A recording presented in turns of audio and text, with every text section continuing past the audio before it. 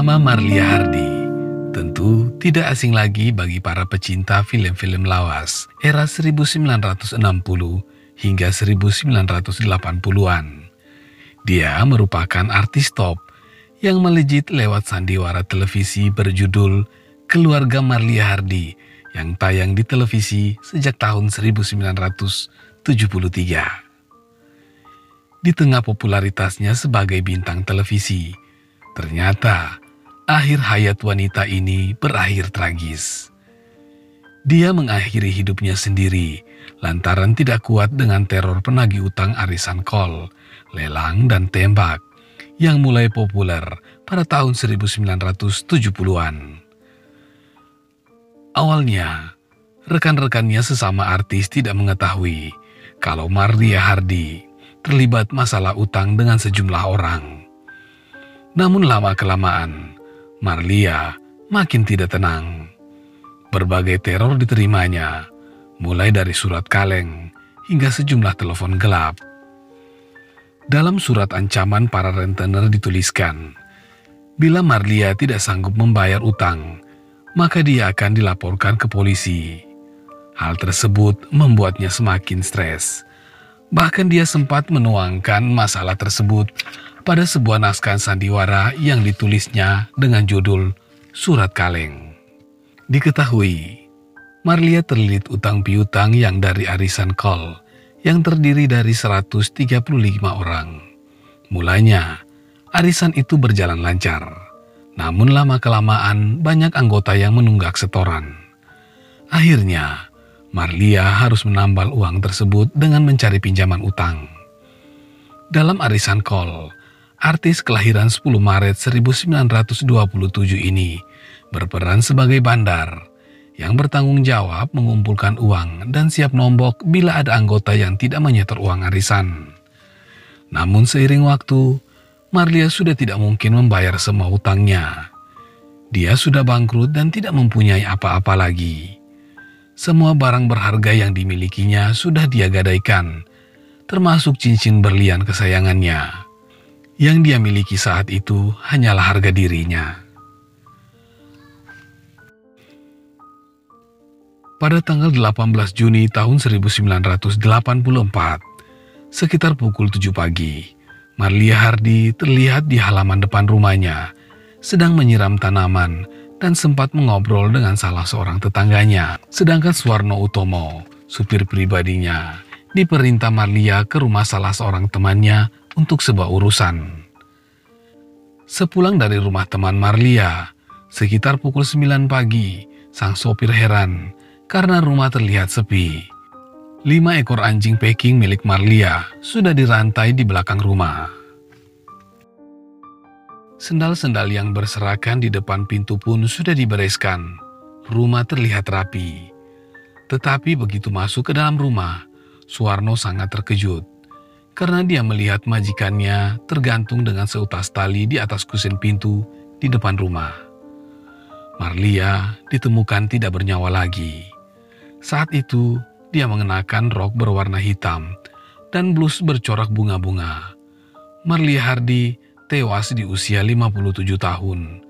Dan di atas meja terlihat beberapa lembar surat yang salah satunya ditujukan kepada tetangganya. Isi surat itu adalah, "Terpaksa jalan ini saya tempuh. Saya tidak tahan lagi. Tolong mengaji dan mintakan ampun kepada Tuhan. Langkah saya sudah sesat. Titip Era, jangan sampai dia ditekan orang-orang. Dia tidak tahu apa-apa." Surat lainnya ditujukan pada Ratno Timur, aktor dan ketua Parvi, Persatuan Artis Film Indonesia. Dalam surat Marlia mengaku terlibat utang, termasuk uang arisan yang seharusnya sudah selesai tapi terpakai. Dia tidak bisa mengembalikan lagi dan terjadi perang mulut dan gosip. Ini Bumar sangat tidak tahan. Bunuh diri adalah jalan terbaik. Begitulah isi surat dari Marlia Hardi kepada Ratno Timur. Sebelumnya, Marlia dikabarkan sempat stres. Dia dirawat di rumah sakit. Rumahnya disita rentenir sebab hutangnya menumpuk akibat masalah arisan kol tersebut. Keinginannya untuk bunuh diri terlihat sudah matang, sehingga dia sudah mempersiapkan surat-surat untuk orang-orang tertentu.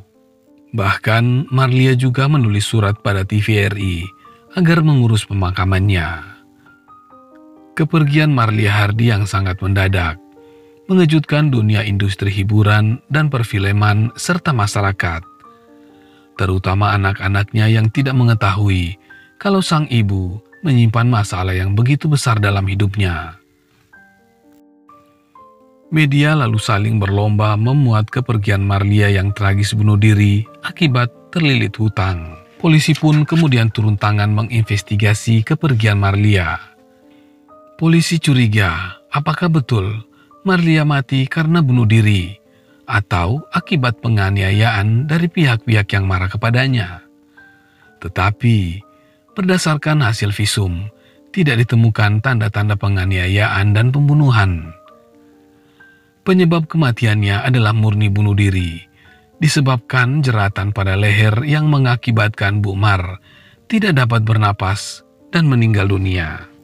Polisi juga menyimpulkan kalau seluruh surat yang ditulis Marlia adalah bukti otentik, tulisan tangan, tanda tangan, dan gaya bahasa adalah milik Marlia Hardi pada saat dia masih hidup. Kesimpulannya, Marlia Hardi bunuh diri akibat tidak kuat menanggung beban hidup diakibatkan oleh hutang yang menumpuk akibat arisan kol. Ribuan masyarakat mengantarkan kepergian Ibu Mar ke peristirahatan terakhirnya di Karet Bifak, Tanah Abang, Jakarta Pusat. Banyak dari rekan-rekannya sesama artis yang tidak mengetahui permasalahan Marlia karena terlilit hutang arisan kol dan mengakibatkan dia bunuh diri. Mereka hanya mengetahui sosok Marlia Hardi sebagai Ibu Mar yang keibuan, ramah, suka menolong, bijaksana, dan taat beribadah, seperti sosok Ibu Mar dalam serial sandiwara Keluarga Ibu Mar. Latar belakang keluarganya tidak banyak diketahui. Namun, karir sebagai pemeran dimulai ketika bermain dalam film untuk Sang Merah Putih pada tahun 1950. Selanjutnya dia berperan dalam film Selamat Berjuang Masku juga pada tahun 1950. Kemudian film Tenang Menanti tahun 1952, lalu Kalung Mutiara tahun 1960, dan Ajati tahun 1954. Sampai tahun 1978, dia telah membintangi 50 film dengan peran sebagian besar sebagai tokoh ibu. Namanya terkenal di publik ketika menjadi tokoh utama sebagai Bu Mar dalam sandiwara televisi Keluarga Marlia Hardi yang ditayangkan sore hari di TVRI sejak tahun 1973. Hingga meninggalnya pada tahun 1984, sandiwara televisi ini masih tayang, meskipun telah ditinggalkan oleh dua tokoh lainnya, yakni Pak Awal, yakni Awaludin, wafat pada tahun 1980, dan Didu, tokoh Musa Sanjaya. Dia mengundurkan diri pada tahun 1978. Episode terakhir, Surat Kaleng, ditayangkan pada 10 Juni tahun 1984.